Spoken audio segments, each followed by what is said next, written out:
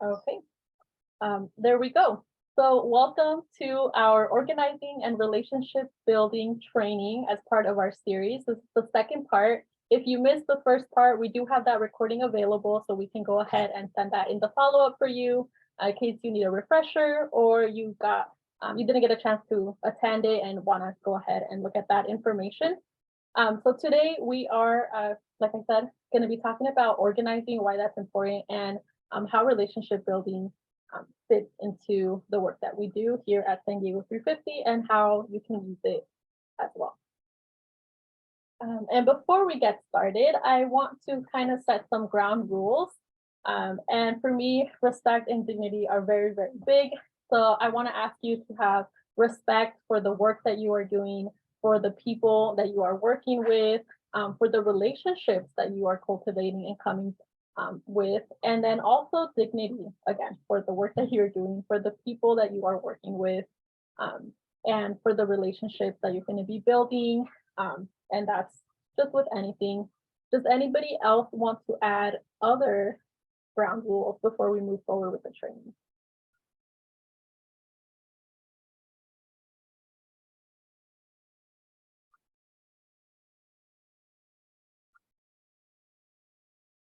All right. If you do think of them, feel free to add it into the chat.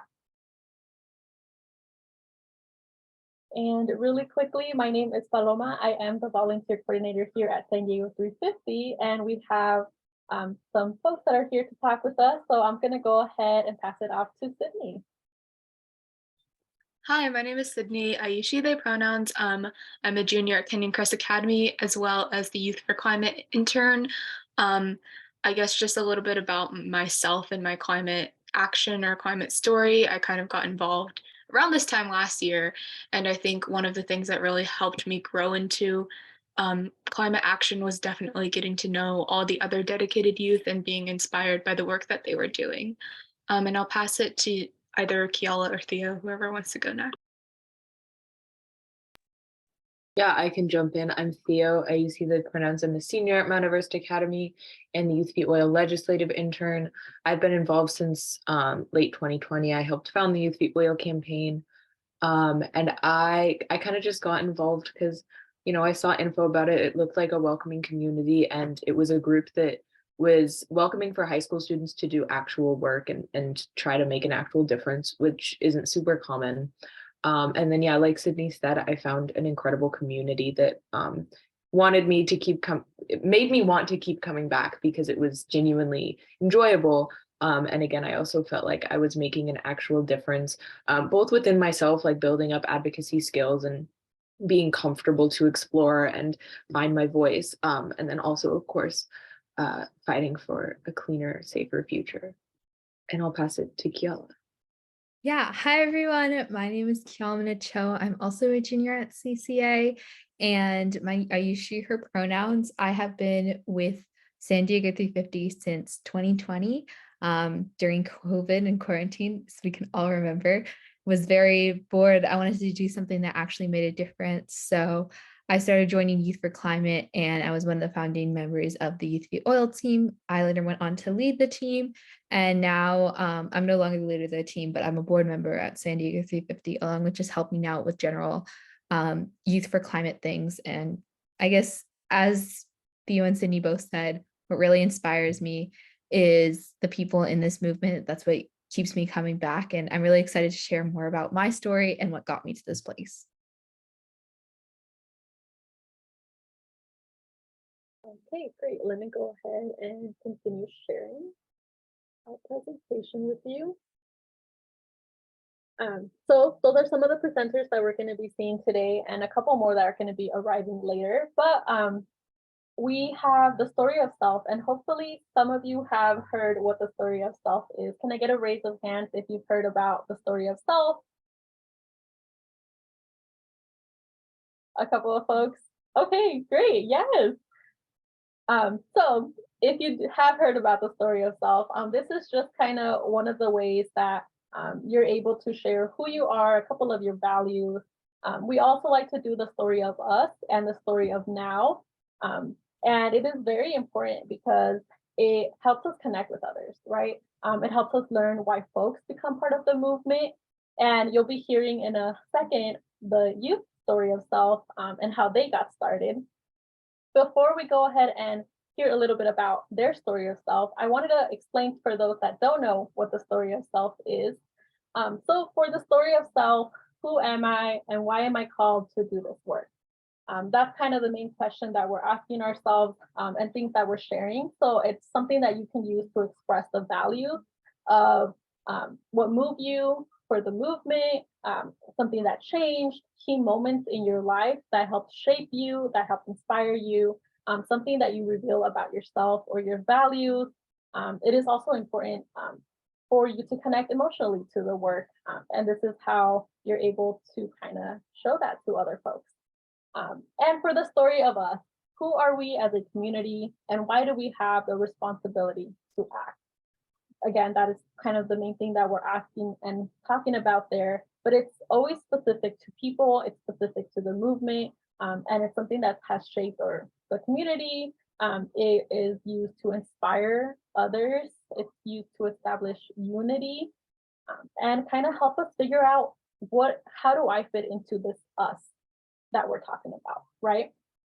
And for the story of now, what are we called to do now? What challenges do we face and what is our strategy for overcoming them, right? So this is the area where you're able to communicate the urgency of the challenges that you are facing. You can add a call to action in there, right? You can go ahead and describe kind of a path to achieve the goals that you're trying to get to. You can also add in ideas, strategies, some challenges maybe, and this is a place where you can invite others to become part of a specific, whether it's, again, like I said, an ask, or whether it's just kind of learning more about the movement. In the story of now, this is where we're able to share and show others how they can get engaged. And also, our youth are adding that the story of the future. What type of future do we wish to create? Which is very, very important. And I'm going to go ahead and pass it off to Kiala, who will start us off with her story of self. Hi, everyone. As I said, I'm Kiala, and a little bit about me. So I feel like the climate crisis very much impacts me personally. I like to joke that it's impacted me since I was born. I was actually born in South Florida during the 2005 hurricane season. And so I was born 2 weeks after Katrina hit. So my parents had to evacuate when my mother was still pregnant with me. And then 2 weeks after I was born, I had to evacuate again for another hurricane because there was a lot of hurricanes hitting Florida at that time. And in Florida growing up, I grew up there for over the first decade of my life. I didn't really know what climate change was. I didn't know anything was happening. I was kind of oblivious. Looking back on it, I do know now what climate change is and how much it has impacted my life. Going to school when you have tornado warnings, like going in your classrooms at some days multiple times a day is a little bit stressful, and you don't realize that that's a crazy thing. Like I remember being scared, but not thinking, oh, this is like not normal. And this is because there is like fossil fuels and all that type of stuff.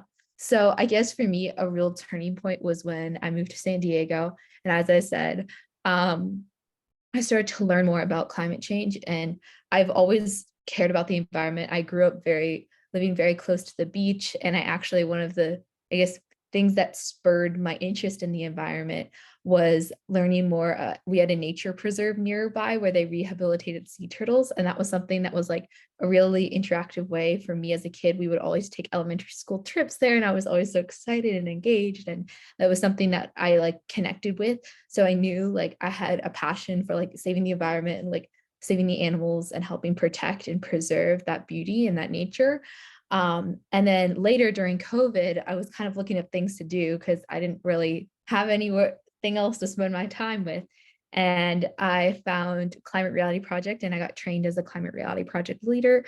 And then shortly afterwards, I joined San Diego 350 along with other various environmental organizations. And that's kind of where I started. And I feel like now looking back on it, it's like so far because I started freshman year when I think I was all very much, I grew as a high schooler along with growing as an activist, which I think is a very cool path to have, as you can see your growth as an individual also grow while you grow in experience. And obviously the first year of organizing, it was a lot of online. So how do we use strategies of only being able to connect virtually to engage people and get people excited and also actually do work? When we can't get people out on the streets or we can't see people in person and we can't connect. So that was kind of a big struggle, but I think one of the amazing things that came out of it that I didn't expect is I made a lot of incredible friends.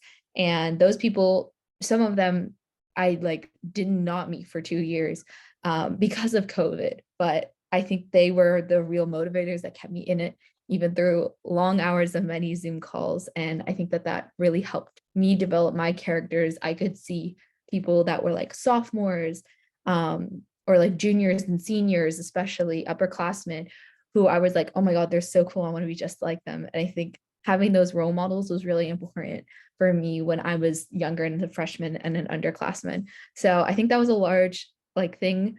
And then later I became the youth oil lead. And that was definitely another like growing pain / growing point because I had to learn a lot that I didn't really know about. And I was like, oh, I'm so lost.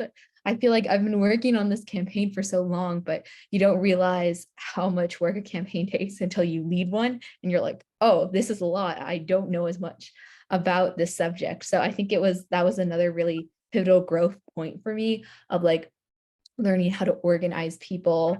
And also in that time, we were transitioning off like Zoom and everything into doing more in-person actions. So I think that was that helped also help me develop my sense of self. And then now I feel like I consider myself not a veteran, but like an experienced climate activist. I definitely know a lot about the field and that I'm still enriching my education because I think that's what's really important. Something that's helped me is I'm doing like a lot of different programs to help me learn about different issues. And I feel like that was really important along with like taking environmental science classes and stuff like that.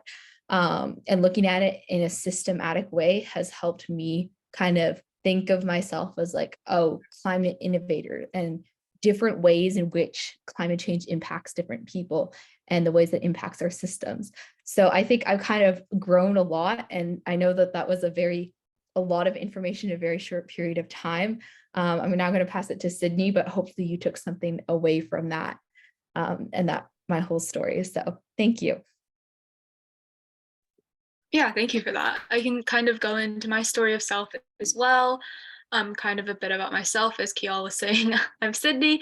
I use she, they pronouns. I guess one of the reasons why I feel called to do this work is just the knowledge that climate justice and climate action is so connected to, various to like everything, honestly. And I guess broadly, we can think of it as something that affects us in the future or is, you know, we have like timelines like, oh, by this day, climate change will be irreversible and things like that. And I think kind of noticing those, I guess, pieces of information along with perhaps other, also pressing issues has allowed me to kind of grow into not just my climate activism, but activism in general. And I know from the very beginning, again, as I kind of was saying in my introductions, the people that I was meeting throughout getting involved with San Diego 350 and Youth for Climate allowed me to kind of also branch off to different avenues of activism and see how those are all related.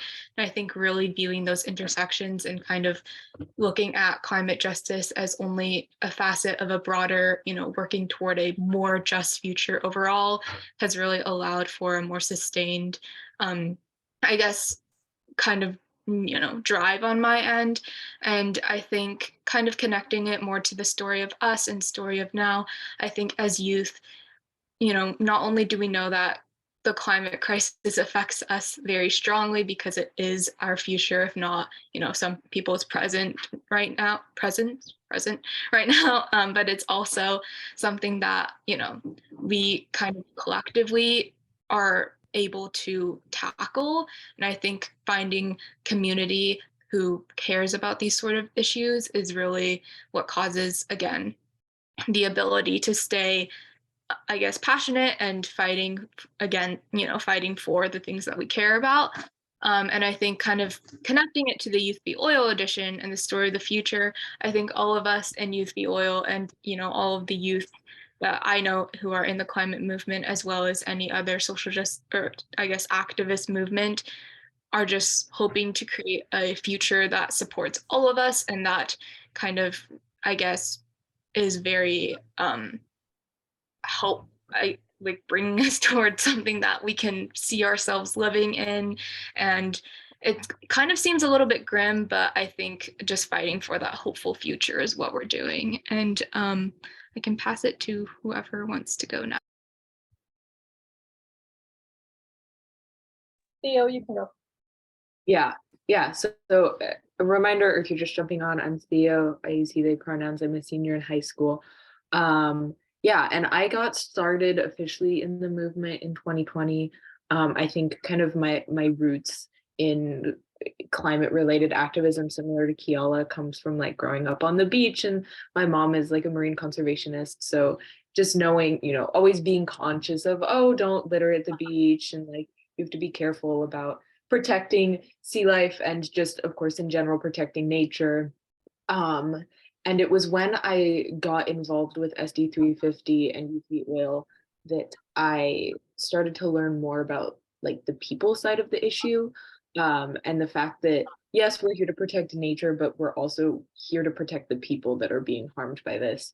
And I always say, like, I'm not a tree hugger. Of course, we should protect nature and everything, but I'm in this movement for the people, not just for nature, and for the people who are currently having their homes destroyed, and the millions of climate refugees we're going to have, and just the systems that are created that cause climate change, that are harming people in different ways. And I think as I've kind of grown into the movement, as I've grown into myself, both my activism in the climate movement and my activism in other movements, they've all merged more and more as time goes by. And I've just learned more and more about how all these systems interact, and how it all just comes back to the money and the greed of the politicians and the oligarchs who control kind of the world. And so now I think a lot of my goals in activism is to educate people on how intertwined literally everything is, and finding how we can really dismantle and reshape the entire system. Well, yeah. I think I'll pass it back to Paloma. Thank you, Theo. Hello, everyone. For those that just joined us, my name is Paloma, and I am the volunteer coordinator. For my story of self, I grew up in Barrio Logan, and if you don't know what Barrio Logan is, it is one of the very diverse low-income communities here in San Diego County. And I grew up, my elementary school was right next to a factory. The import shipping, everything is happening right there in Barrio Logan. Going into your I lived in the apartment complex. There is a little plaque in English that most people living there can't understand, that says that it is built with materials that will cause reproductive harm and a lot of other things like asthma, and just being in that community. But it was always something normal for me. It wasn't something that I didn't know that there was something different than having a factory right next to your elementary school. I didn't know that, all of the things that we were living in. And I didn't know about climate change or environmental racism, these things that we're constantly talking about here in San Diego 350 and just in the movement. It wasn't until I got into college, into UC Santa Cruz, that I had to take a class as part of my major on climate change, environmental justice, things like that. And I got really, really mad because it was all of these folks that were coming in, kind of going into communities like the one that I grew up in, that were publishing and talking about the research that they did and all of the impacts that these community members are living through. And I'm like, that's me. I was living through it. Yes, I'm connecting the dots. And my TA, I remember one of the assignments that we had to read, she's like, oh, I didn't realize that this happened. And I was like, oh yeah, it's something that it's like a normal thing for me. And then that's when I realized that yes, there are folks that, you know, are doing the work, are getting the word out there. But it just got me really, really mad that there was nobody that was looking like me, that was coming from my community, at least in this specific class that we were discussing and talking about. And so that's when I kind of had my call to kind of get involved. And I started teaching folks about what environmental racism was and what that looked like. And now moving forward here into San Diego 350 as a volunteer coordinator, I cannot tell you about the science. I do not know about like the CO2. Well, I do know, but I cannot explain to you what any of that has to kind of do specifically in terms of like the policy work and things like that. But I love talking to people. And for me, that is my skills that I have. I love talking to folks. I love building relationships with folks. I love training people. And, you know, I can always talk for ages. And for me, that's how I can get engaged. I am more on the creative side, and that is how I'm helping in the movement. Even though I cannot talk to you about the policy specifically, I can help you get connected with somebody who can help you build up your voice and find yourself within the movement. And so my call to you is, regardless of where you are, what your knowledge is with the movement, please go ahead and get involved. We're always looking for folks from all diversities, from all backgrounds, from all passions and creativity. We need folks in the movement. And yeah, that is my call for you. Please go ahead and get involved, because there is always something that we can learn from you, and that there's something that you can bring into the movement. And with that being said, I'm going to go ahead and pass it on to Theo for our next slide. And let me just go ahead and make sure that I am sharing with everyone here. Can everyone see the slide? Okay, great. Yeah, so we're going to head into breakout rooms in a moment, I believe, to do an activity kind of similar to what we just did. So you all are going to be structuring your story, kind of like Sydney, Kiala, Paloma, and I just did. So as it says on the slide, you'll of course have the main character, you. This is about you and how you're finding your way into the movement, and challenge any situations or struggles you've overcome, or an issue you chose to base your values on, an issue you chose to address based on your values, and just kind of the catalyst that's brought you into the movement. And then the choice, which is the thing you do in response to this challenge, which I hope for all of us is getting involved and starting our path through climate activism or other branches of activism. And then of course the moral, the point of the story, the lessons that the character has learned, though I will say, I think for all of us, the morals still unfolding, and there are many, many morals that we'll discover along our paths. And then, yeah, we'll structure our stories. I think you'll write it down first, and then we'll all share out and make sure it's engaging and is something that might inspire others to join the movement, because I know you're all very inspiring.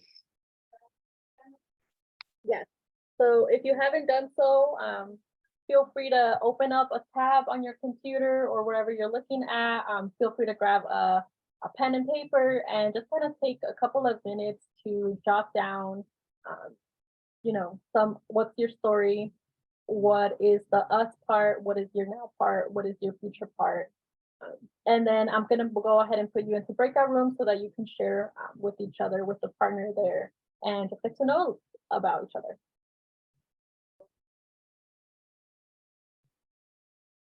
Can you put the questions back up? Can you share the screen? Yes, I can put the questions back up. Okay, can you see that?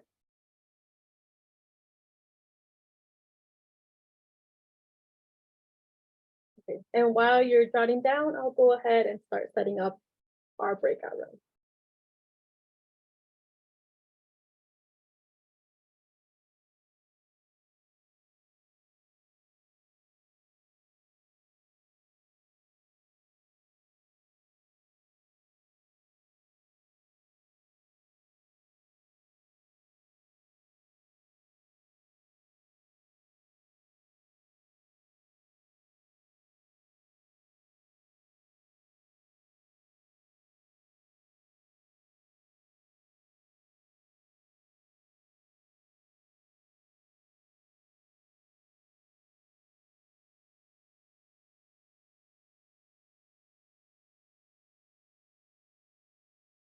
Okay, all the breakout rooms should be live. Feel free to start going to your breakout rooms.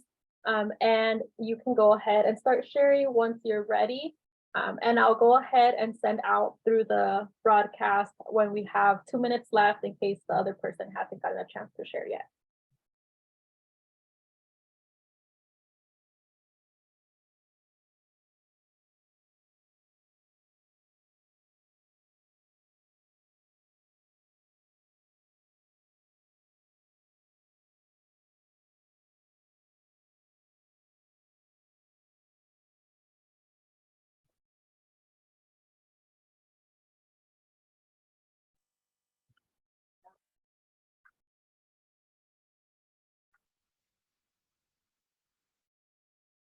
Hello, hello, welcome back. Did everyone get a chance to share?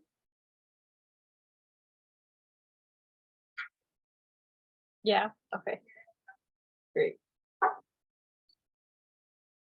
Oh, it looks like we're still waiting for a couple of folks.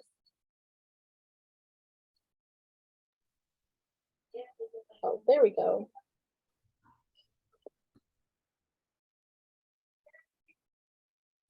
Hello, welcome back. Did you get a chance to share? Oh, we got cut off at the third person. Oh, I don't think I could hear you on my end. Did anyone else?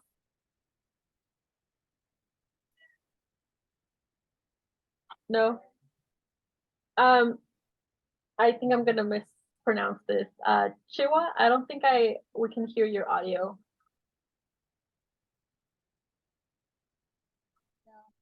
Can you hear me now? Can you hear me? Very No, we heard her better in the breakout room. I think the microphone's at the other end of the headphones. Sorry. Yeah. Okay, well, hopefully you were able to share your story of self with the folks that were in your breakout room. And again, this is always something really good to just have, especially if you're interacting with folks. I know some of the folks here are organizers, some of the folks are volunteers. It is always really good to have, know what your story of self, what your story of us, and what your story of now future is, so that when you're interacting with folks and getting through building those relationships, you're able to kind of talk to folks and share who you are so that they feel comfortable sharing about who they are. Okay, and moving forward, organizing. Does anybody know here what organizing is? Feel free to yell it out, put it in the chat.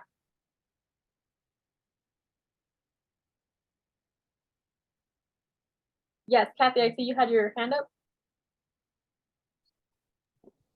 Yes, I would say it's bringing people together with resources to pursue actions for a particular cause. Yes. Anyone else like to add on to Kathy's definition of organizing?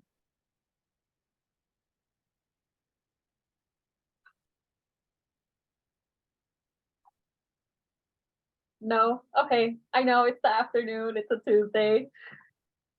So organizing, when we look it up, community, and what I'm basing off my definition of is community organizing. Specifically, there are a lot of different types of organizing, but community organizing is defined as cooperative efforts and campaigns carried out by local residents to promote the interests of their community.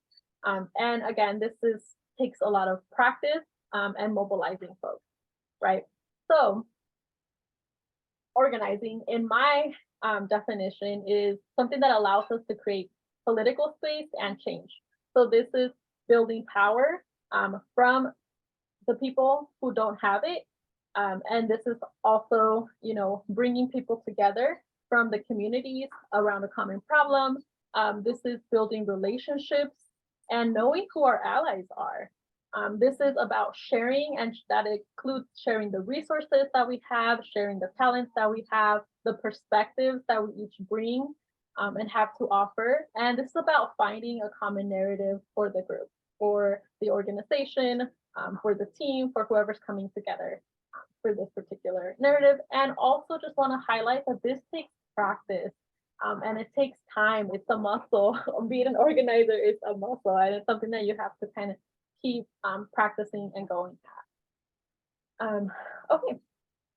And before we move on to the next thing, there is a difference between activism and community organizing and a lot of other words that are kind of thrown out there. And I just kind of wanted to highlight these two. So activism tends to be reactive for something that is kind of coming up, and it tends to be short-term actions that are coming together, and it tends to be organized because of the nature of it being reactive to something that has happened. While community organizing tends to be clearer, and it has longer term objectives, it has specific asks, and it's usually organized by the community that is being impacted. And here, this image of the shark and the fish is the universal sign for organizing, if you haven't seen that before. Anybody have any questions, comments on these two things?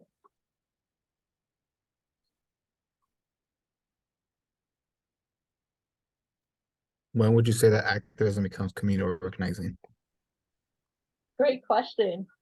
Yes, so I think activism definitely helps fuel some of that awareness, especially I think Kiala was talking about this earlier, when you're getting like a broad spectrum. For example, when we have the civil rights movement that's kind of been going on, right? But then what happened during the pandemic with Black Lives Matter and everything that was going on, there was a lot of folks that maybe weren't part of the movement of the community organizing that organizations were already doing, that then started having activist events, activities, etc., that were reactive to what was happening, that was now at the forefront. And sometimes it was scattered, and sometimes it was like that shorter term action where, you know, once something else happened, maybe they didn't become, you know, like now they're a 30-year established nonprofit or community organization that is working to particularly work in this thing. And that's when they're also connecting to those organizations that have been there. You know, for us, for example, we've been here 11 years now, doing the work that we're doing, having those longer term objectives that we do sometimes react to a couple of things that are coming up that don't necessarily fit into our long-term objectives. And we feel like it's something that we do need to take upon and get engaged with, but it tends to, you know, it's a shorter term action and doesn't kind of necessarily become part of those longer term objectives. Great question. Anyone else? Questions?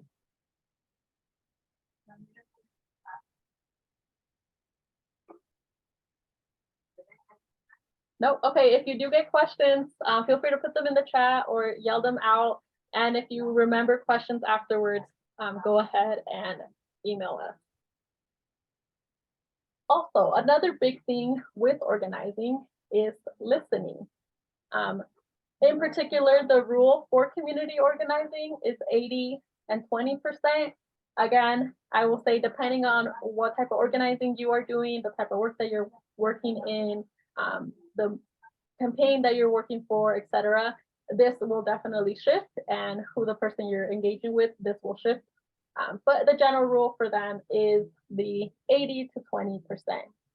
So what is the 80%? The 80% of organizing is the listening portion, right? And the 20% is the talking. And when we're talking, it's more of asking questions to that person or kind of repeating back, hey, I heard you say this thing. Can you tell me a little bit more? Or can you tell us a little bit more? And yes, I will say San Diego 350 isn't a community organization, right? We do, some of our teams are, but not as a whole organization. We're a grassroots organization that is following the theory of change. So I just want to take that on there. But my specialty is in community organizing, which is why I wanted to kind of give you this definition. Questions on this part? No, okay. And why is listening so hard, right? Listening is very hard because of two reasons. The first reason is because we as people are not used to listening to folks, right? Sometimes we are listening, but we're listening to reply back to what was said, right? it's kind of like Kiala is talking and I'm already trying to like know what my answer to what she's saying is once she's done talking. The other thing that why it's hard is because others aren't used to being listened to, right? When somebody tells you, oh yeah, tell me about your day, you kind of just like, all right, they probably don't want to know, so I'm just gonna say I'm fine and it's all good, you know, I'm doing great, because we're not used to knowing that folks are there to listen to us, because as well, we're not used to listening to folks.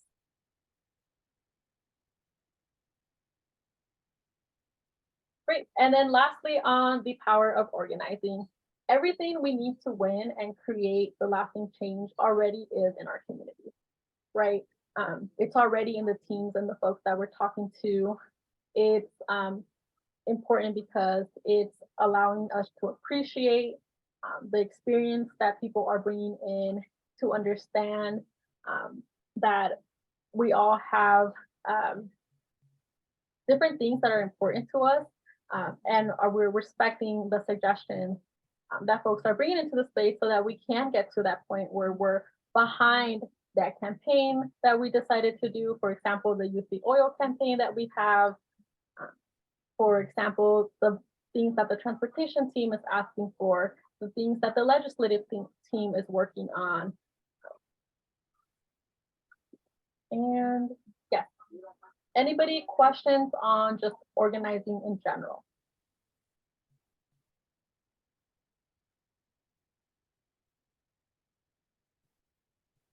All right, I'm gonna go ahead and move on then. And I'll go ahead and pass it off to Sydney. Yeah, so one of the things that we often talk about within youth campaigns, for example, Youth the Oil, of course, is getting to know someone on an individual level, especially when it comes to onboarding new members or talking to people who may be interested in the climate movement but don't know where to start. I think a lot of the times we see this with our friends at school, or, a lot of the people I work with are part of the Eco Club Coalition. So they might have people that come to them, wanting to get involved at their school, but they just don't know how to start. One of the best ways that we found to kind of connect with individuals is to kind of consider their perspective and their reasoning behind wanting to take climate action in the first place. And we know that individual experiences lead us to join, what we're passionate about and what we care about.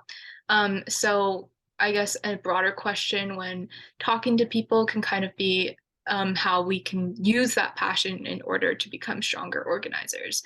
And one question that we've asked before at youth summits is the question, what do you love and hope to never lose to climate change? And we've had, students fill out what that is to them and tie it to a kind of make like this artistic piece that has just a lot of, I guess, even just information about what people really care about and why they are involved in climate activism.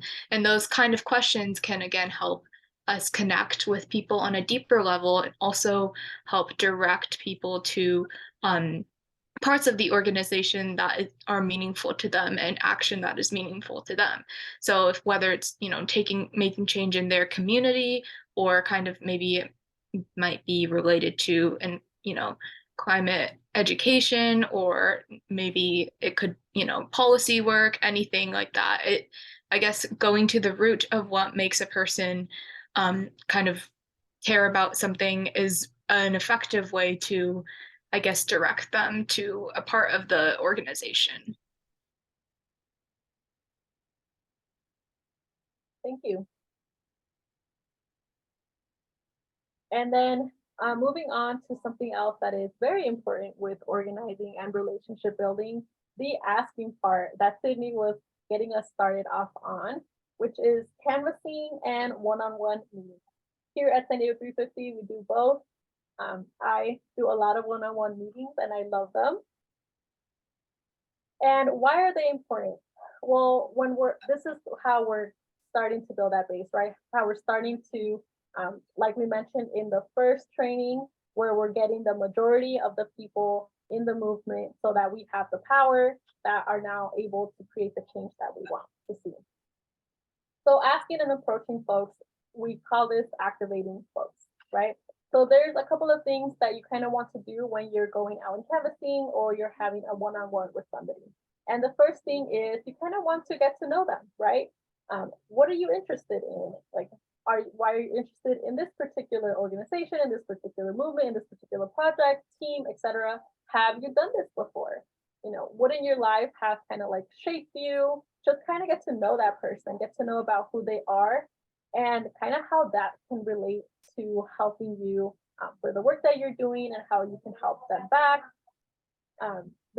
And we have a great template for this. If you need it, we will link it on the follow-up. We have a how to have a one-on-one with folks. I think it's beautiful and amazing, and it gives you a lot of great questions that you can ask. The other thing that we want to do is the agitation and questioning phase. This is where we want to get folks into this space. And agitation, I know, sounds a little aggressive, but it is what we call it here at organizing. And you'll be hearing this a lot if you get into organizing. It is getting people into that space of revealing what their emotion is, right? So sometimes for folks, it's I'm mad and I'm angry. Yes, if there were 3 things that I could change, it would be X, Y, and Z. Sometimes it is getting them to a stage where for them, they're like, I'm feeling hopeful about what the future can look like. And I'm trying to get engaged because of that reason. Or sometimes it's, you know what, I've been feeling the climate anxiety and I don't know where to start and how to get started. And now you know that how you can kind of talk to them in the next stage of the solutions and vision, right? So getting folks to the importance of, you know, getting started with the team that you're doing and what your solutions are, or kind of going with them and laying out the vision on how things can change.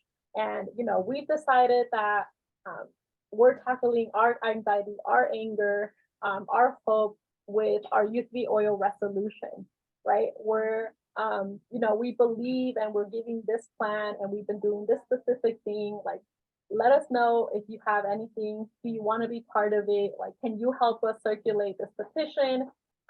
Getting to that next portion, right? The solutions and the visions. And lastly, you want to go to your close or your main ask, right? So this is the part where then you want to kind of get them to join. So give them that question. Hey, would you be interested in, you know, checking out the transportation team and go into their next meeting? Would you be interested in maybe signing up for our newsletter? Or hey, we have an event where we're looking for volunteers and, you know, for fundraising, and it's very important for the work that we're doing. And I know you have limited time. Would you be able to come for 2 hours and help us with setup, right? Whatever your ask and your close is. Or maybe it's just kind of like, hey, thank you so much for taking the time to just talk to me. This is the information that is available to you. I wanted to share this information with you so that you could be better informed for the next time that you interact with someone. Would you be willing to talk to other folks about it? Questions on any of these 4 stages that you kind of want to go through when you're talking to somebody?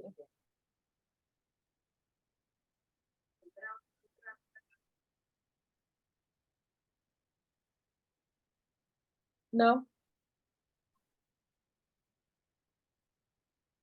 Okay, well, hopefully that means that we've done a lot of talking to folks and this is just a refresher. Yeah. Okay, the other thing I do want to mention is, you know, you've done the work of going out there into the community, door knocking, you know, telling people about like the Sempra campaign and how, you know, we need to fight against the methane gas that's happening, or we need to sign this Youth v. Oil petition. You want to remember to prepare for then a follow-up with these people, right? Whether it is a phone call that you're having with them, whether it is the door knock that you were going to, whatever it is, have your follow-up prepared, right? You don't want to kind of go out there, build those relationships with folks, and then you just never talk to them again. It's not very helpful for your next thing that you're doing, or the longer term campaigns, right? Or whatever it is that you're trying to achieve within your teams as an organizer. So very key, just know what your next step is. What is the next step that you have for this person that you have engaged with, that you've had a conversation with? And this could also just be like, hey, you know, it was great talking to you. Thank you so much for signing our petition. We had talked about a upcoming training where we were going to show you how to compost. Like, here is the link. Please go ahead and go, right? It could be something as simple as that. But you always just want to have something where you're following up with folks. Okay, and then also I know I'm going to go ahead and pass it off to Kiala. I know we have our youth that do a lot of one-on-one meetings and want to make sure that we get their perspective on this. Hi, everyone. So again, I'm Kiala, and I initially didn't realize kind of the power of doing one-on-one meetings at first. I kind of didn't realize it until I guess became the youth oil lead. And then I think I learned kind of how important it is to be sure to check in on your team members, because the best way to determine to let your team members know that you care about them, and people in the climate space know that you care about them and you're willing to spend one-on-one time with them, is through one-on-one. It's a great way to do that. And also the best way to receive feedback about your campaign, and just get new voices and ideas about what people may not be able or feel comfortable with saying in meetings is really important. So one of the times that I did one-on-ones was at the very beginning, when somebody was first entering. We had a little like slide deck that we prepare that I pretty much like knew by heart. So I'd go in my one-on-one, I'd like ask them to tell them a little about myself or themselves, and then I'd tell them a little bit about myself, and then intro the campaign, get them into all of like the necessary channels, communication platforms, etc. And then also give them that presentation. So that was something that was like really easy for me that I had set up. So it made doing a one-on-one super easy and time effective, but also it was really beneficial for all the parties because it came across as really well prepared. And then in terms of checking in on campaign members, I used one-on-ones. I think I would have liked to do them more frequently because I think it's really important, but making sure that people know when and like that they have support and they can reach out to is really important, and it also develops that relationship. So I definitely think like my tips for one-on-ones is prepare, and like especially for new people, create a general like platform that kind of works. And for checking in with your campaign members, do it frequently, and really it may be like a conversation or it can be more straightforward, but just really know that like you value their input. So yeah. Yes, thank you, Kiala. And then also very important for the asking portion is you have to ask, right? If you don't ask, you're answering for them, and the answer is always going to be no if you're not asking, right? So if you're wondering, hey, can I get 12 folks to join my team, but you never ask anybody, then the answer is always going to be no. You cannot get 12 people to join your team or sign on to your petition because you never did the part of getting there and actually connecting with folks. So again, recruitment works best when you got more folks asking. So if you get one person that asks 100 people, you'll probably get a couple of folks. But if you get 100 people asking one person, the probability of getting more folks, is greater. So if you haven't done it and you've been thinking about asking, go ahead and ask. Because then your chances are greater of having a yes than they are if you never ask. And I'm seeing a comment in the chat. Oh, that was Kayla. Okay, great. Any questions for the asking?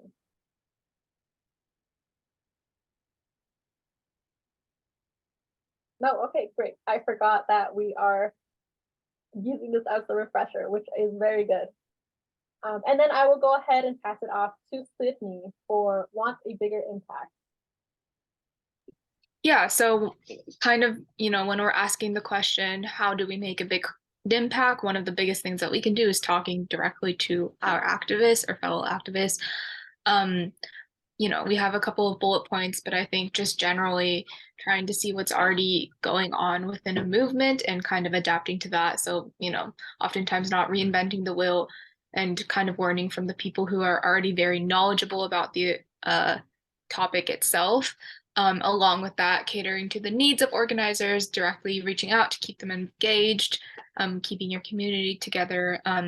And one thing that we did with Youth v Oil is climate buddies, which is just a really fun way to kind of make connections throughout the organization. And Maddie paired up a kind of more experienced at the time member with someone who might have been a little bit newer.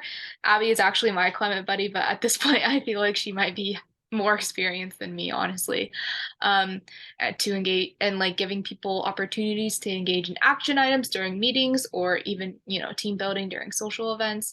I think Youth v Oil socials are something that are very is very special to all of the members, because it allows us kind of a chance to connect with each other almost outside of the work we're doing, and almost have that space to alleviate some of that climate anxiety and honestly just be teenagers, because that's kind of what a lot of us are.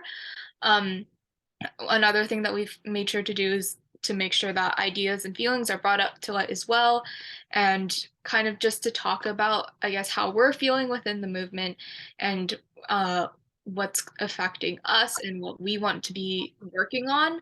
And we've done that through a bunch of different ways with Youth v Oil. Just with our weekly meetings, we always ask for feedback, and also even one of the newest things that we've been doing is Youth v Oil Real Talk, which is kind of just a space for members to talk about, we've talked about mental health and climate anxiety and things relating to kind of what, I guess, youth organizers may be feeling. And then, as kind of Paloma and Keola were talking about, organizing one-on-ones to alleviate any problems or fears and be an advocate for their wishes and feelings. Yeah, thank you, Sydney. And this is just, again, a quick review on how do I get started as a community organizer, as somebody who's looking to build relationships, as somebody maybe who I've already been an organizer and maybe I forgot some of these things. And I will say this isn't in a, it's a set order. You have to do one before you can do the other. Some, again, are recommended, preparing before you go and doing the ask. But you can always go back and forth and jump into these. And I know we did mention having one-on-ones with newer folks, but this is also very, very good. I know we've had one-on-ones with volunteers that we've had engaged with the organization who have been here 11 years, and maybe they kind of know a lot of this information, but going back and just having that one-on-one, hey, how are you doing? Let me go ahead and make sure that I checking in with you. Let me see what your, how do I get you to the agitation questioning stuff? If you could change 3 things now, is it still the same, right? Is it different? And just kind of checking in with folks, right? That's how we continue building those relationships. You're not coming out of a strong relationship out of one-on-one or one time door knocking. You're doing it over time, and always going back to it and always kind of checking in. And again, just really quickly, like I was saying, we want to make sure that we are asking people, we're activating people. We want, sorry, let me go ahead and do this. We want to make sure that we're listening to folks. And this is the part where we were talking about, we're observing, we're gathering the hopes and the dreams. A lot of folks do this by having town halls. A lot of this also comes from being part of the community, or, knowing your own personal experience. What is my hope? What are some of the dreams that I have? What are some of the challenges that I've noticed? And just kind of start listening and gathering things from there. And if you've been doing this for a while and you find yourself that you're hitting a wall, maybe go back to that space, right? We had thought maybe that the problem was this particular thing, but we've tried our best to maybe rectify that, and we're still seeing that problem. Maybe we misinterpreted. Should we go back and reevaluate what we originally thought was the problem? And then we go to prepare. So arming ourselves with information, right? Strategizing, having a strong team, having a strong plan, recruitment, the more people that we ask, the more people that will join, the more perspectives that we'll have, the more talent that we'll have, and the bigger the movement, the majority that we will come, the more power that we will have.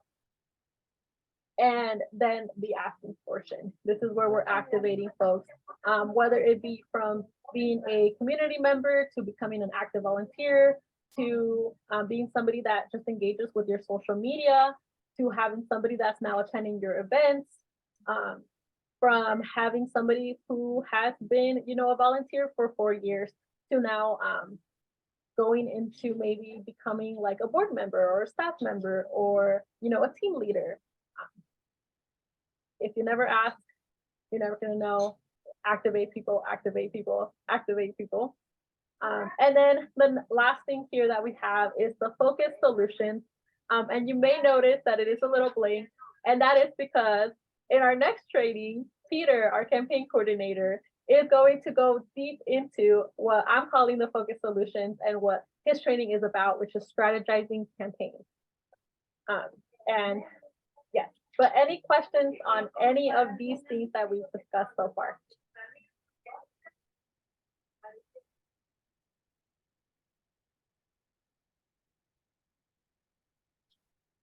No? Okay. I got some smiles. Are we thinking through questions?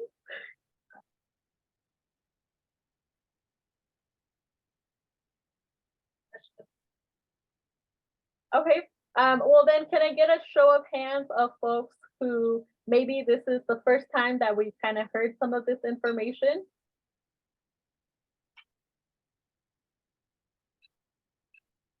Okay, we have a couple. Great. Can we get a show of hands of maybe like I've been doing this for at least 5 years or more? Okay, yeah, we have someone. We have 3 people on the call. Okay, great. And then can we get a show of hands of folks who feel like confident that they've built this muscle and that they can teach it to somebody else? Yeah, okay, we have 2, 3, 4, 5. Okay, great. Yes, this is great. Well, that is very good. We have in this particular portion a quick break for 15 minutes to just kind of do a quick Q&A. We love having these workshops be where we're able to talk to each other and just kind of bring up some of this information. I know you got to share a little bit of your story of self in your breakout room, but since we have a good diversity of folks who have done this work for 5 years or more, people who feel confident that they can teach some of this, people who are just getting started and this is new information, I'm gonna go ahead and stop sharing.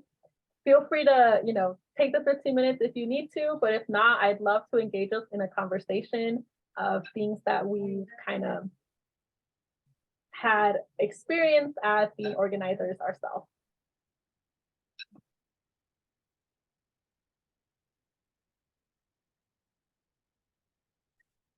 Hi, everyone. Hi. My name is Josephina.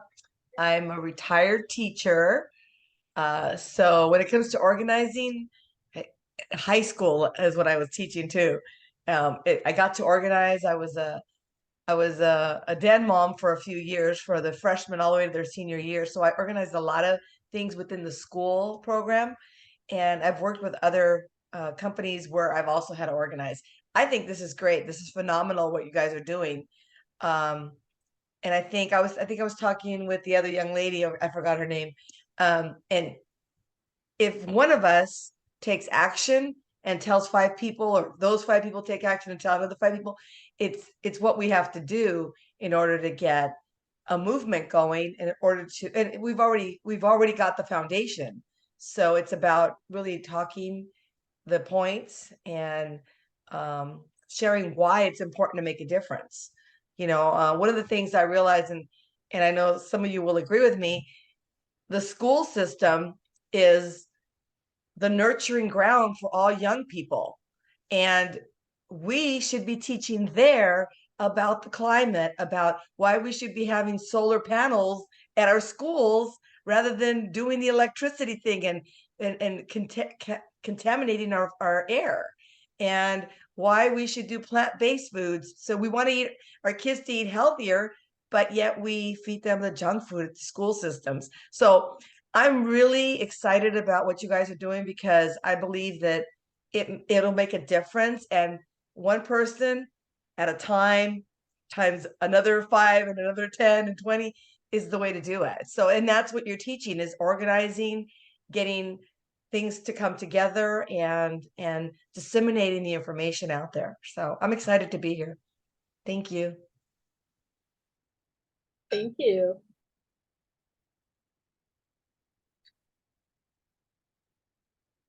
Anyone else like to share maybe your story of us, something that you've learned as an organizer yourself?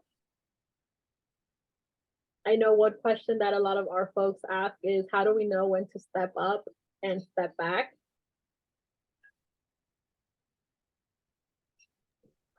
I'm Kathy Rawlings. I talked last time, and I'm a school board member actually in Carlsbad.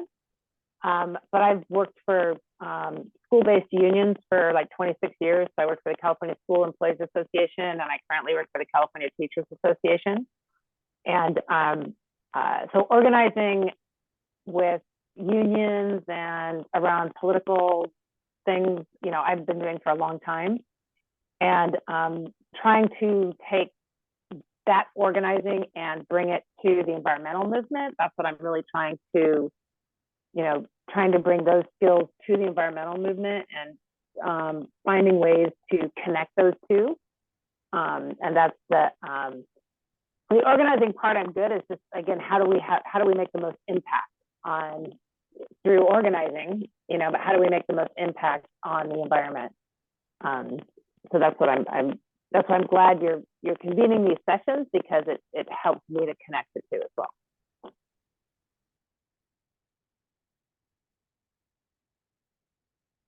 Great, thank you. Anyone else like to share?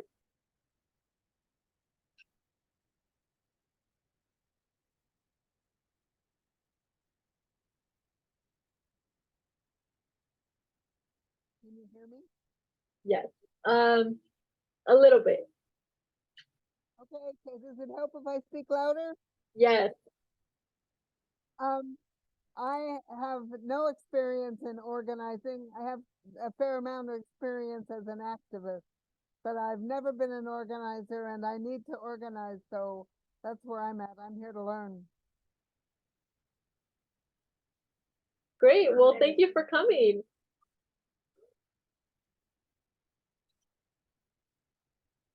Evan, Victor, I see you smiling. Is there something you'd like to share? I don't know I kind of like went to the bathroom right away. I took my time to actually use it. What are we exactly sharing, I guess? If you've been organizing for a while, maybe something that you've learned, or your story of self, maybe a question that you have.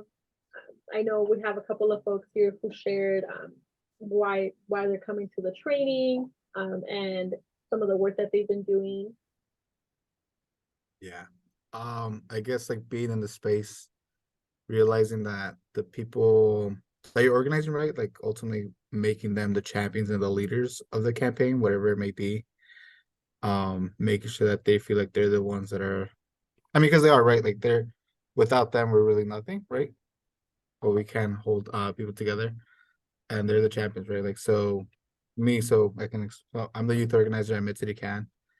And the campaign that we've been working on is revitalizing a park or space that we have nearby, and they're the ones that went and identified, right, like the different things that they want to see changed, especially with like youth adult partnerships, where a lot of the times youth, we tell them what to do, or the way it should be done, things like that. So giving them that control, and that aspect, at least for myself, right, working the work that I do. So it's great to see like the young leaders that you have here today, and like I'm not sure, right, of what they directly like worked on the presentation and what they said, but it's great to see that you have a great group. So applause to y'all. Thank you, Peter. I think Peter wants to know. Sorry, Peter. I don't know why that name came to me. I combined your last name and first name. I'm so sorry. Sydney, I think Victor wants to know what the Youth Oil team is up to and what you do. Maybe if you could give us a quick little history, and then Evan, I'll pass it on to you after Sydney. Yeah, I can give a quick little history about Youth v Oil. So we are a youth-started and youth-led campaign working to end oil drilling in California through a just transition to clean energy. So back in 2022, Youth v Oil created a resolution that was passed through various boards, such as school districts and also UC student boards, as well as San Diego City Council. And right now we're doing a lot of policy work related to, or I guess just trying to meet with our local legislators and talk about local policy, as well as kind of broader things such as the California budget and things like that. Kind of just mostly related to, again, phasing out oil drilling through a just and you know, seamless transition to clean energy.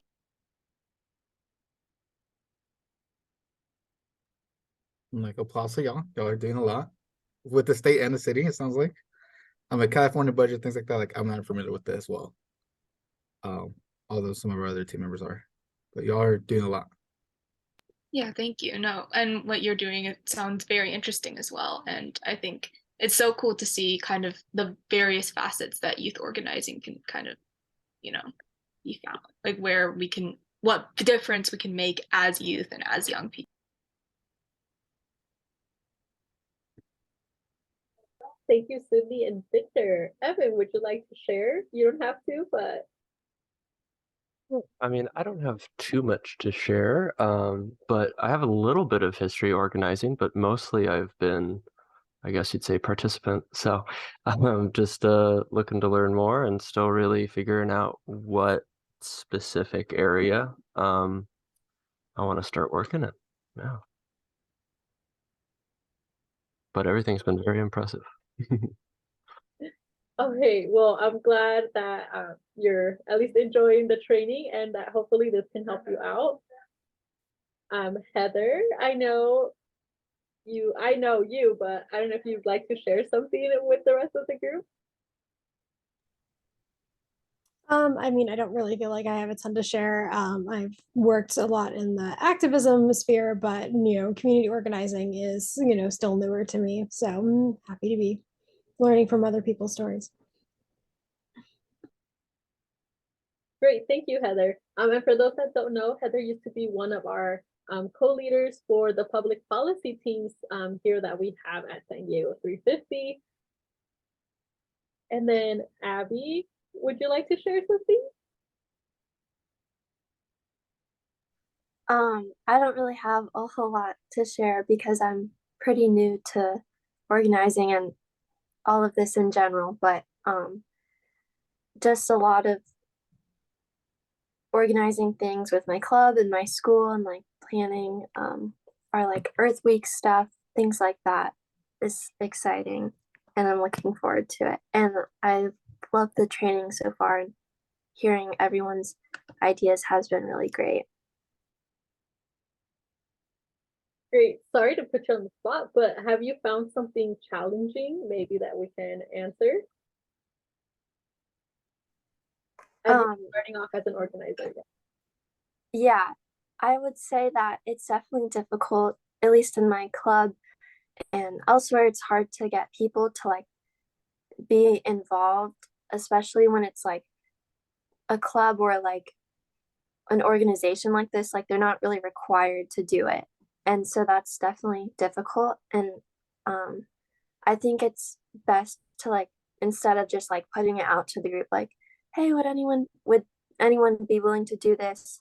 Like directly asking people, like you said earlier, is really helpful. I'm like going up to specific people and asking like if they would be willing to do this, and like trying to make it pretty manageable for them. And then hopefully they'll like gain skills and things like that so that they can help them later on and also feel like more important to like what we're doing.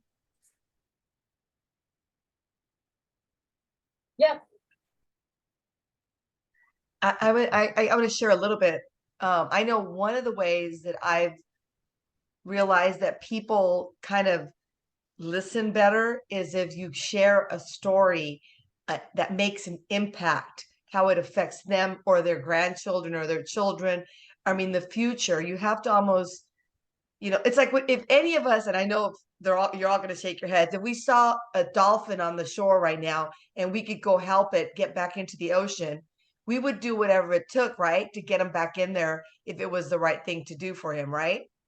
Because that's who we are. You want to make the planet better. You want to make a difference, because none of us would be here if we didn't have that in our inner core to want to make a difference. And I think that's what you almost have to do with people when you present, a movement like this, how it will affect them. I mean, I've lived half my life. I'm probably older than most of you. And so when I look at that and when I see young people, like, your whole future is ahead of you. If you're 14, 15, 18, your whole life is ahead of you. I'm 57 years old. I mean, I'm on the other side of the fence now. If I live another 30 years, look at where it puts me. So, when you really think about it, it's almost, you have to create a conversation or an example that gives them the impact of how they can be, make the change. I mean, when I was your age, like 18, I think you're young right there, Abby, we weren't recycling. We were not recycling in LA. We weren't doing any of that stuff. It's been the last 15, 20 years that it's become like everybody has now 2 garbage cans. It used to be completely a different world. So I think it's about creating the conversation to create an impact that will affect that person to say, oh my gosh, I got to get involved because I want to be the difference or make the difference. I don't know if that helps. Yeah, that's really awesome. Thank you. And I was just going to say too, as a school board member, and I've been involved in schools for a long time, I would highly encourage the folks on the call that are still in school or just recently out of school to go to a school board meeting and find out about their waste management programs or their meal programs, or what is their renewable energy plan, reusable materials in schools. Because the reason I got involved where I'm at now is because there doesn't seem to be any of that happening. When I talked to, I was kind of brought into to 350 through Masada and a couple other folks. I'm kind of the go-to person when they want to get schools involved in some of the efforts, like the 1139, what was it, SB 1139 or AB 1139 with the solar panels. They were trying to, with the net metering and all that. And we were able to really, get the schools engaged in that process. So it's, I would really say, organizing locally can have some of the biggest impact.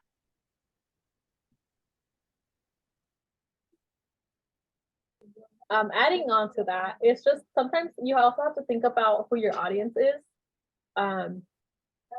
Like, you can have the same exact goals and missions, and like your team is not going to change, but when you're presenting or having that one-on-one, or you're trying to get that initial conversation, like, hey, you should join our club, the Earth Fair, or whatever it is that we're doing. When you're talking to folks who are probably in your like environmental class, you'll have like, you don't necessarily have to do much more in terms of like maybe thinking about the language. Does everybody know what I'm talking about when I say like Earth Day and why it's important? Maybe because they're learning about this in a classroom setting, versus if you go to somebody who maybe isn't in that class, right? Maybe you're tailoring a little bit more where now you're adding information about the vocabulary. Or maybe that, I know for us, we definitely, because we work all over San Diego County, we have to, even though we're talking about transportation, or we're talking about net metering, or we're talking about like, hey, you should get a 100% opted into the community solar community power, which is 100% renewable energy, right? That spiel that we're giving to folks changes based on the communities that we're talking to, right? At the end of the day, you know, it's something that we want folks to do, but because of the communities that they're in, because of other factors that kind of go into it, whether they're working parents, whether they're retired, whether they're students, like we have to adjust based on the audience that we're presenting information to. So that's my like 2 cents that I will give you for that, and anyone else here. Okay. It looks like we have about 3 minutes before we go on to the next part. Anybody else like to share or maybe pose a challenge that we found, or just share about the work that we're doing?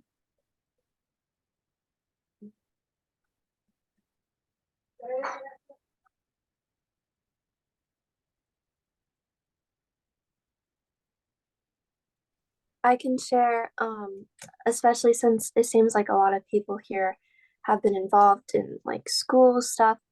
One of the things that my club is really excited about is we've been doing lessons for elementary school students about fossil fuels and why they're bad. And I'm really excited about this. And we've done a couple lessons so far, and they've gone really well. And yeah, I think that's something that's really cool and also exciting that the teachers are been willing to let us come to their classrooms to share about this.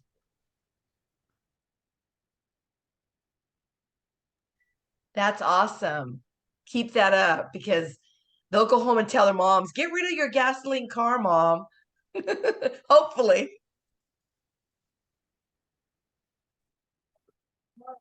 Yes, that is true. I remember my sister went to a workshop and they were talking about like dairy products and things like that.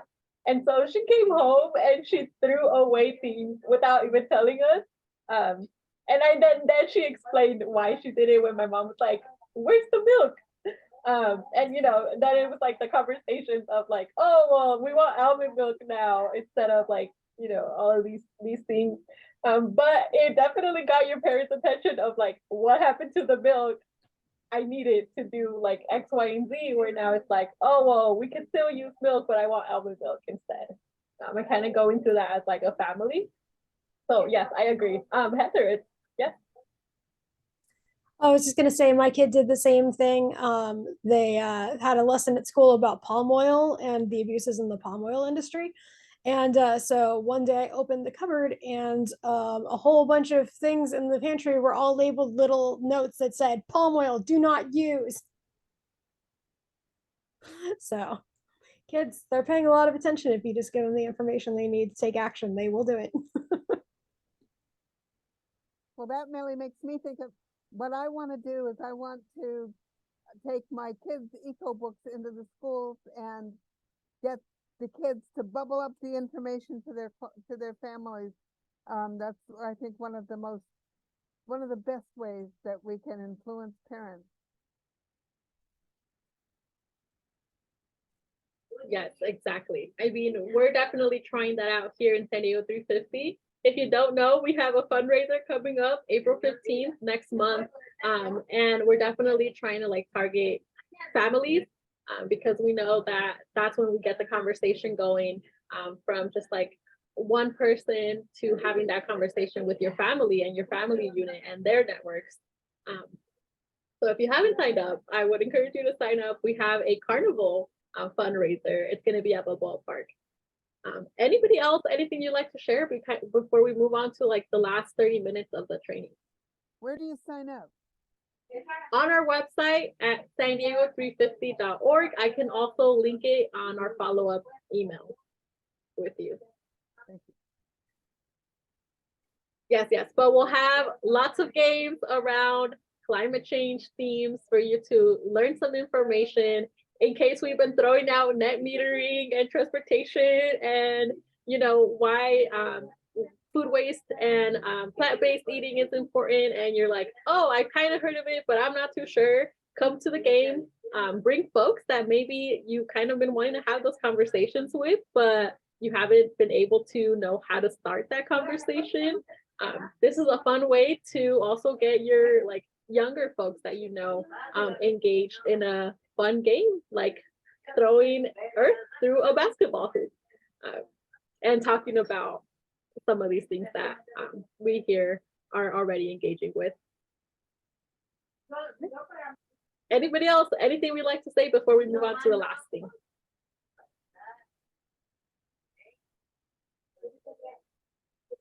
No?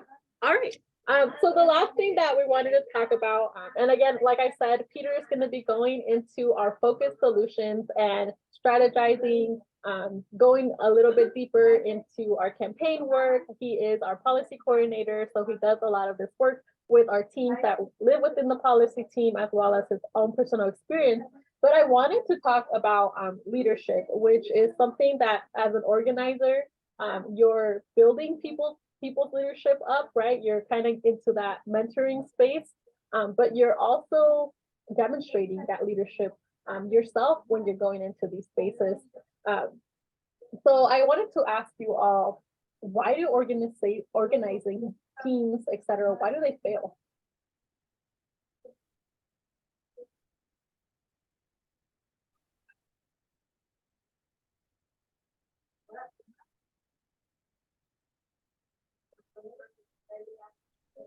The issue isn't widely felt.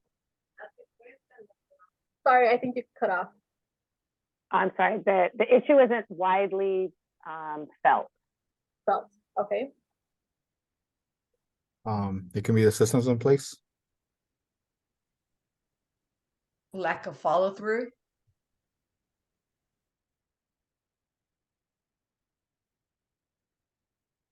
Anyone else? Why do teams, organizations, movements fail?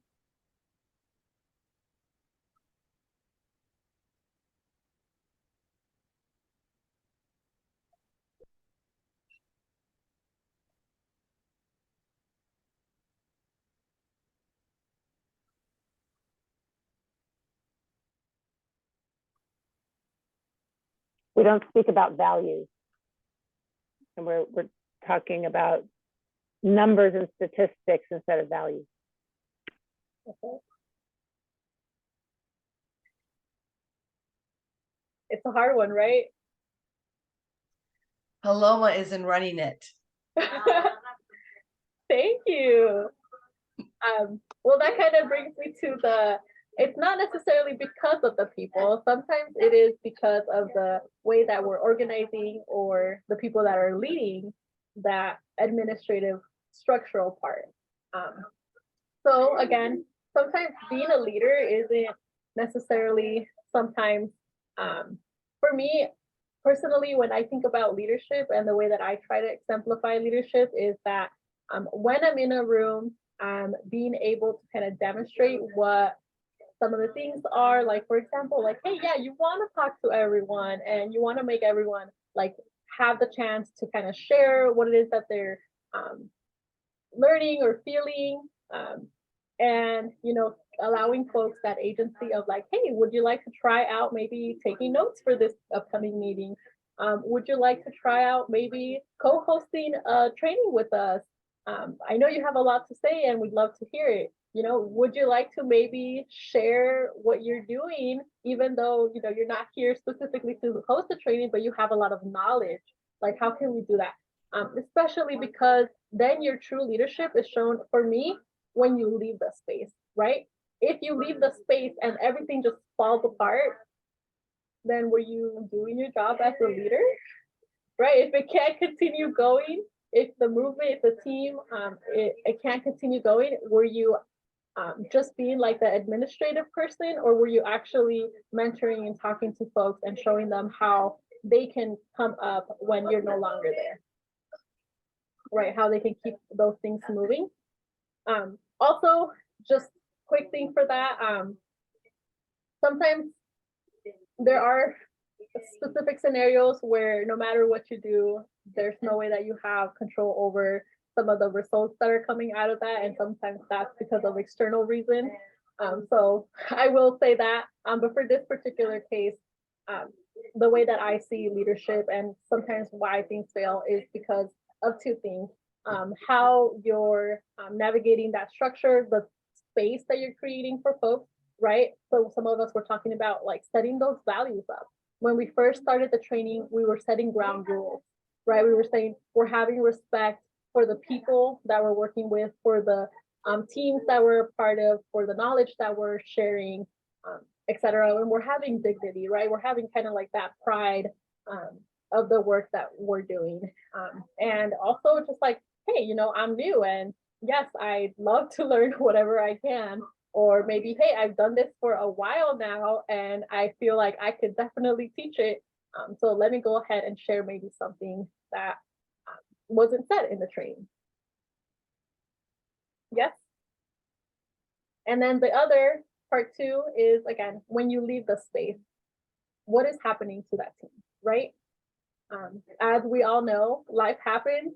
Maybe, you know, you are a student now and you are moving to college and you can no longer be part of the team, or maybe you were part of the team when you were in college and now you're graduating and starting your first job, or maybe you just decided to switch careers and now you're moving out of state. Whatever it is, something unforeseen, the pandemic happened and now you have to like reevaluate things. Whatever it is, life is going to be happening, right? And you're if you're doing what I'm doing, which is I'm definitely sold and connected to a movement and not necessarily like a particular role in terms of like being the volunteer coordinator, but life happens, right? And things change and people come into a space and they go out of that space. And when teams fail, it's because when those key coordinator leadership people that were there are leaving, now there's no way for the team, they don't know how to keep moving forward without those people, right? And I've seen this a lot in the previous training. We had some of our folks that were talking about they started teams within their college spaces once they got learning about things, right? Or they started a club in their high school, or you know, they had a project that was having all this momentum and then something happens, we don't know what, or I left and I don't know if it's still going on. That's sometimes one of the reasons that things fail is like, how is your team prepared to continue moving forward when you're no longer that quote unquote main leadership, right? Are we preparing our folks? Are we giving them that opportunity, whether it's a little small thing or a big thing, like taking notes, being our timekeeper,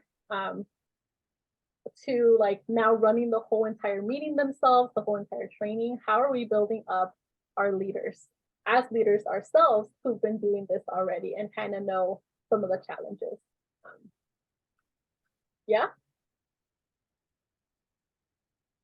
Okay. And you might be wondering, well, why are we talking about leaders and all of these things? And again, like I will say that we've had these questions of like, well, how do we know as leaders to step up? How do we know as leaders to step back? How do we know who we're looking for direction to, right? How do we know then how to best support a team? And I know Abby has left, but looking at those challenges, like how do we then keep people engaged into a particular theme that we're starting? And for this, I will say, as the leader, setting that example that everyone is responsible for checking in with each other within your team, right? So we had been talking about organizing, right? We did the work of talking to folks and getting them to that place of anger, of happiness, of hope, of kind of alleviate some of those anxieties by presenting solutions and getting them engaged into our team, or you know, coming out to a fundraiser. Whatever it is that we did, we got them to that space, and now we're kind of getting them engaged. We're going through meetings, we're trying to build up their leadership. But sometimes that's a lot, right? We also have other things that are going on. We add in a lot onto our plates as organizers, and we can't always go back into the continuing developing and building those relationships. So making sure that the team knows that it's upon us to check in on each other, right? So it's like, yes, maybe as the meeting facilitator for this example, I'm the one that's like checking in with all of you. But being able to check in with each other, like we did earlier with the one-on-one, sharing your story of self, you know, before the meeting started, checking out like, Victor, hey, how you doing? How's your campaign going? These are some ideas that were popping up as I was like going through about my day. Like, let me share those with you. You can run with them or don't do anything with them. Or like, hey, Heather, like, how are you doing? If like, I know you being like recovering is unrelated, but if there's anything that I can do for you, let me know, right? Building those relationships, that's how we're going into these things. And the last thing that we wanted to share before we finish for today and have a couple of minutes at the end in case there's any last minute questions that we think of is facilitation, right? We're getting folks into our teams, we're getting them into the first Eco Club coalition meeting, or we're getting them to the fundraiser, whatever it is we're doing, there is power in the facilitation, right? And the meeting design. So these are some of the things that we just kind of like, these are quick tips that we have to share with you, and we'll open up the space in case there's anything that you feel should be said into this portion. But for facilitation, how best do we support the team? How do we respect the knowledge that's already there? How do we share with everyone the resources that we have and make room for folks to share that, support projects that are moving forward? Well, we want to design meetings that over time are helping create and build the team's culture, right? This is the part of setting those values. It's not just like, well, this one meeting has this value, but then we forget about those values in the next meeting, right? It could, and it can definitely change. You know, you can have like, this meeting is going to be like a serious meeting and we have serious topics to talk about. There can be temporary values that are coming into place, while there's values that are always kind of coming in. We know that when we're meeting, it's like the first Monday of the month, it's time for our team meeting. We have the value that we're going to respect everyone's opinion that's coming in here, and we're going to not, you know, assume that everyone is coming in here with bad intention. And if we feel, you know, that somebody did say something that, you know, maybe I took offense to, that we're going to ask questions to clarify, and that we feel comfortable that we can do that. Right? Maybe that's the value that we're setting, or we're setting that every single time we have a meeting, we're going to have respect and we're going to have dignity. And then when it's a happy like meeting, we'll set up a temporary rule that will show like, hey, you know, this is going to be a more like comedy, whimsical, fun meeting. So let's everyone get into like that spirit of creating this environment that we're in for this one meeting. And let's all, you know, wear our shirts backwards, right? I don't know. Or if we're in person, you know, we're all like not going to be talking about our kids, or maybe we're all going to be talking about our pets some way, somehow, when we're having this conversation, right? Or maybe, hey, it's a serious meeting. We have, you know, things that are being impacted. People are going to be sharing their deep, you know, like story or something that may be hard to share. We're going to make sure that, you know, we're not looking at our phones, or we don't have other tabs open for this particular meeting, you know, or that we are not turning off our cameras because we need that like visual space that we can't necessarily get because we're online, right? So we're asking everyone to please turn on your cameras, or right. So we first thing, setting that temporary environment and setting up those values that we're creating as the meetings are going, right? The culture into our meetings. Yeah. Great. And this is also helpful for folks when now I'm asking like, hey, everyone, thank you for coming out. Can you please go ahead and ask, you know, 3 people that you know to join our meeting? You can, one of the things that you can talk about is like, hey, yeah, like, feel free to come into the space. It's very open. They're respectful, you know, for whatever you have to share. Versus like, oh yeah, I go to the meeting, but I don't know, I couldn't tell you about how the space is. Right, the two contrasts. The other thing that we want to do is that we want to make sure that we're kind of touching upon this of being prepared, right? We want to make sure that we have a way for folks to, if it's in person, something for them to take notes on. If it's online, notes that we're kind of taking a documentation of, something that we can share with folks that weren't there. Like I said, life happens. Sometimes you can't be at things that we're sharing for folks to review, or maybe like, hey, I know last week we were talking about this particular thing and I wasn't clear on where we left off. Now we have somewhere we can go back to review and say like, oh, we had left off that we agreed to, you know, sign on to the like net metering project. Versus like, oh, we actually left it vague. We had talked about all of these different avenues, but we never settled on if we were going to endorse, you know, this particular petition or if we weren't. So let's make a call now today as a team, right? So just having those little things. I talked about making it safe. The other is project distribution, right?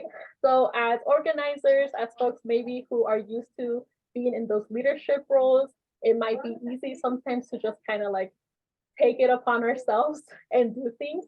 But this is where that portion that I was talking about is when you leave that space, what is happening to that space afterwards, right? And if I'm always doing something, or, you know, it's so much easier for me to do something, but I'm not kind of taking off some of those project distribution or, you know, helping folks build up those skills. Maybe when I do leave, that team will stop, right? Or that project won't continue. Or maybe they'll have a harder time building up the momentum that could have taken maybe a month and now has taken a year because we had to reinvest in developing some of those skills, right? So for this, again, can be as simple as like defining a couple of roles that you need for your weekly, monthly meetings. We know we need a timekeeper. We know we need a note keeper. We know we need somebody who, you know, can send out the email afterwards, the follow-up, like, hey, this is what we talked about. Here are the like key things that you should know. If you don't read everything, these are the things that you should know. Right? We know that we need somebody who can send maybe an email beforehand, like, hey, remember, we're meeting today at 5 p.m., right? There's specific roles that, you know, are always going to be happening and are easy to just like, hey, Victor, next meeting, can you send a reminder email? Great. Kathy, can you send up the follow-up email? Okay, great. Versus there's like smaller things in the longer term projects where, you know, we'll need somebody who can do maybe some research, somebody who can help proofread, somebody who can do the organizational stuff of communicating between external members that we need to be in contact with. So just making sure that we're being aware of this project distribution, because that then allows us to build up those leaders that we need in the space. Yes, we agree? Okay, sounds good. And then lastly, what makes a meeting good or bad, right? We probably can't remember too many good meetings, but we will always remember the bad meetings, right? We will always remember a bad meeting. You'll always be like, I don't know why I went to that meeting. Oh, I'm sorry. It looks like I'm frozen. Can you hear me? Yes. Okay, Yeah. great. We will always remember that bad meeting. We'll be like, oh, I don't know why I went. It was a waste of my time, or we didn't get anything completed. We could have done this over email. It's late, I want to go eat. Do I really need to go to this meeting?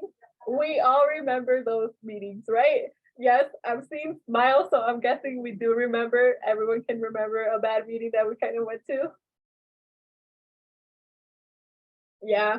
Can anyone remember a good meeting that we went to? I got a maybe and I got 2 yeses.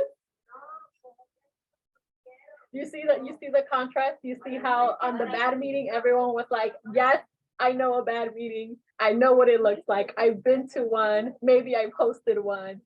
But for the good meetings, we were like, oh, yeah, okay. Some of us were like, yes, I know a good meeting. And some of us were like, oh, actually, I don't know. Maybe I've never been to a good meeting. Who knows? right? So that's the other part that I just kind of say, like, what makes a good and a bad meeting. What we like to do is reflect. Everyone knows a bad meeting, so if you see what made it bad, you can then adjust to make sure that your good meeting doesn't have those bad things. Three things that we will share is a meeting that stays on topic, right? So if we said in the next meeting, we're going to be discussing this particular petition, and then we spend most of the meeting only doing updates on other things that we were working, but never get to the petition, and we have to push that now for another meeting, and then we don't get to that petition again. So then we ended up doing the conversation about the petition online via email instead of in the meeting. That is a meeting that did not stay on topic, right? Maybe you want to make sure that your main topic that you're discussing is at the very beginning, and your like administrative tasks like updates are towards the end. That way, if you don't have time, it didn't take up your main topic time, right? We also like meetings that stay on topic and get things done, right? Yeah. And sometimes we need more meetings, right? Of discussing, of brainstorming, but we like meetings where we're feeling like, okay, that was a productive meeting. We, settled on we are endorsing or we're not endorsing. We settled maybe like on a date for our upcoming event, or maybe we settled on a theme. Maybe we settled on the next thing that we're going to be doing at the next meeting, but something that got something done. And it doesn't have to be, again, like I said, a big thing. Like you didn't just finish your whole entire campaign and your whole strategy for the year. Like it doesn't have to be that big of a undertaking. It could be something as simple as we settled on a date and we know who is confirming the venue, right? Something small. And yes, the other one is just remembering a good meeting is when you feel like your time has been respected, right? So this is where we're going into did we really need 2 hours to discuss the petition? Yes, we did. Or actually, we only got 2 hours, but we needed maybe like 5 days before to actually read it to have a successful discussion. Or could we have talked about this particular petition in an email thread since since the question was very clear? Do we support? Do we not support? And then if that warranted a bigger discussion, then we can have like 2 hours to then discuss it in person, right? So making sure that we're respecting the time that folks have. Hey, like we set up a meeting at 8 p.m., to 10. Was that respecting my time, right? Or maybe, hey, we set up meeting up at 6 a.m. Like, was that respecting your time? Or maybe you want to have a meeting at like 2 p.m., but I'm working and I'm at school. Is that respecting your time? Right? So just kind of, again, going back to that, who's your audience? Who are you working with? Making sure that our meetings are staying on topic, making sure that our meetings are getting something done, whether that's deciding something small, something big, and making sure that we're respecting the people's time that are going to be on there. Cool. And that is the things that we had for you. Does anybody want to add anything to why organizations fail and some of those things there?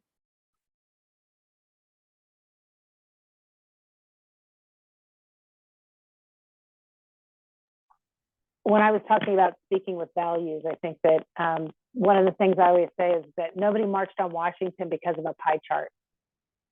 So just, when you're throwing facts and figures at people and all that kind of stuff, it doesn't,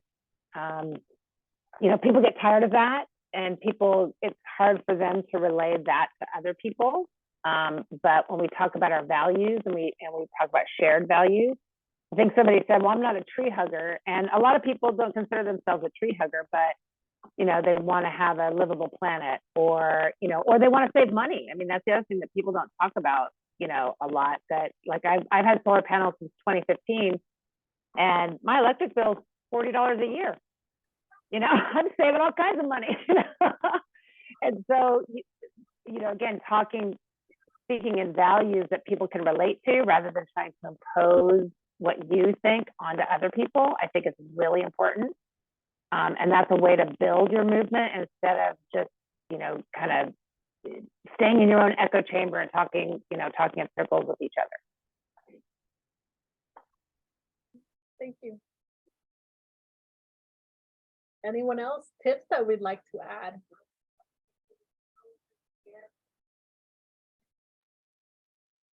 Yes. Well, I'm going to take 4 things from today. That's to learn to listen. And I learned to listen more in my last years, but share and goals. I'm all about goal setting. I'm always doing goals. So that's my big thing. And teamwork, because at the end of the day, like you said, it's about building that team. And if that leader's gone, the team continues. So I'm taking those 4 things today from your presentation. So thank you.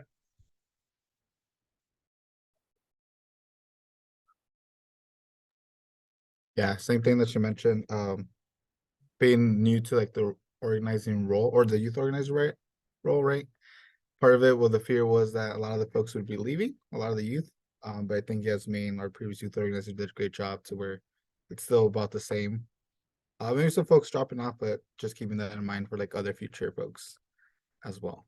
So emphasizing on that as well.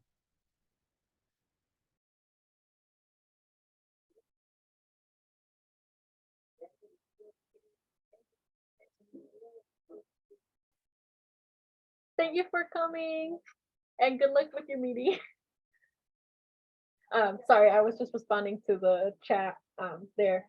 Yes, I will say, Victor, good point.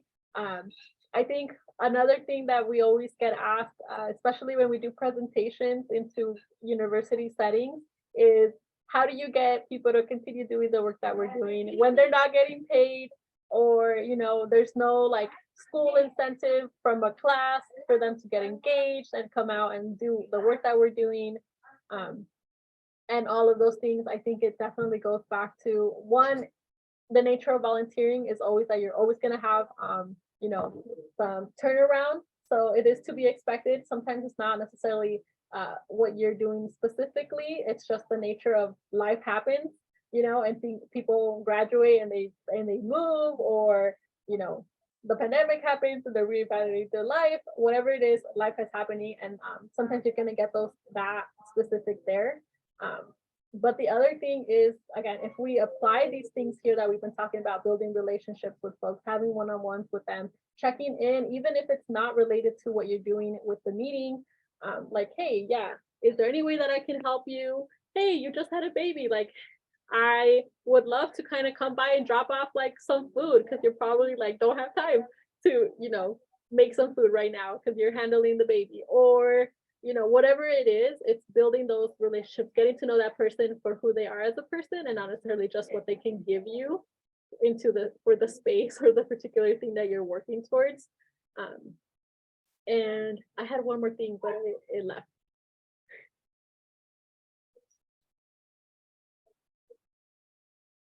Great. Anybody else questions that we have? Go dance, because I know you like to dance. I do like to dance. Oh, we're gonna have some dancing at the fundraiser, so dance. Anybody else questions that we have about organizing or relationship building as a whole?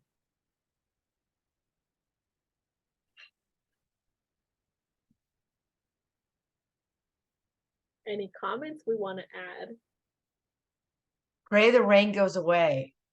No, I know, I'm kidding. I mean, we had a lot though. Can we just turn it down a little bit? I've been putting out buckets and like trash cans, anything I could find, so I could use the rainwater on my garden, and I don't have like a higher water bill. My neighbor has those plastic bins. She's actually collecting so she could water her garden. So she had 2 and she went out and bought another one. That's how much rain we've had here. So it's like, oh, but that's good though. And I feel bad because I'm not bucketing anything.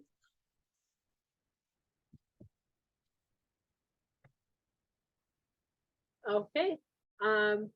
Nobody else questions about San Diego 350 as a whole? The resources that we have for you?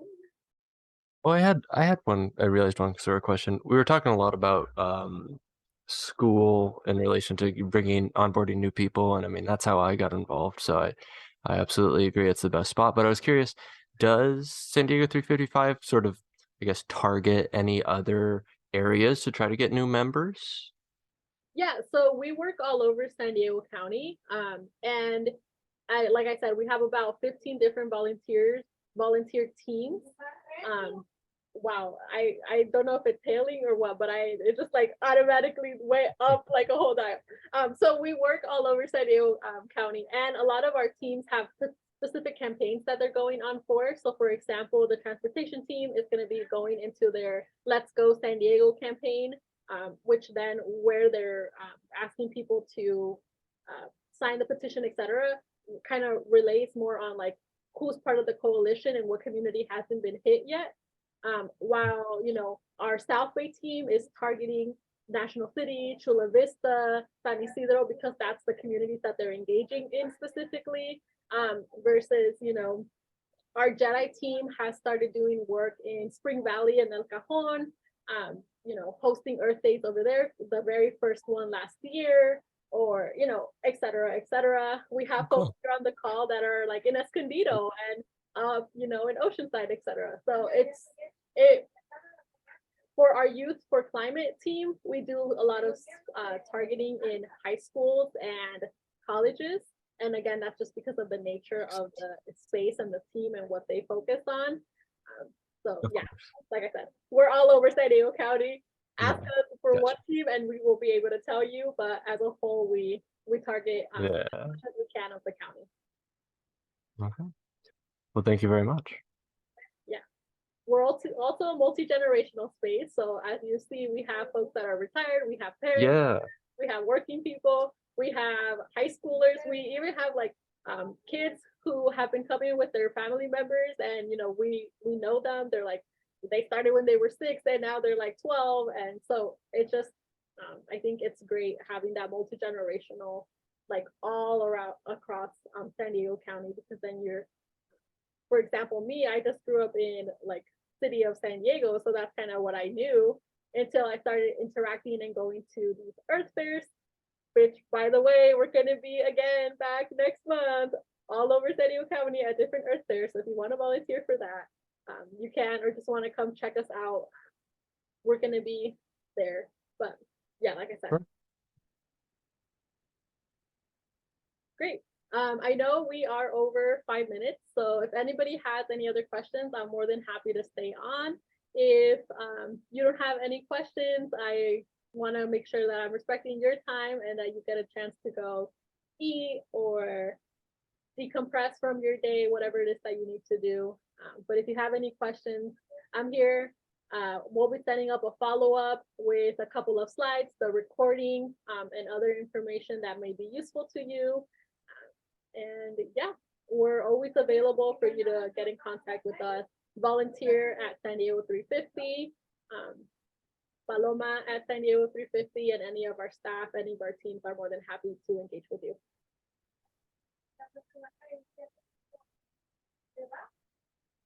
Thank you very much. Everyone have a good night. Thank you. Good seeing you all. Thank you. Oh, I was gonna say, who's Paloma? How do I stop? There we go.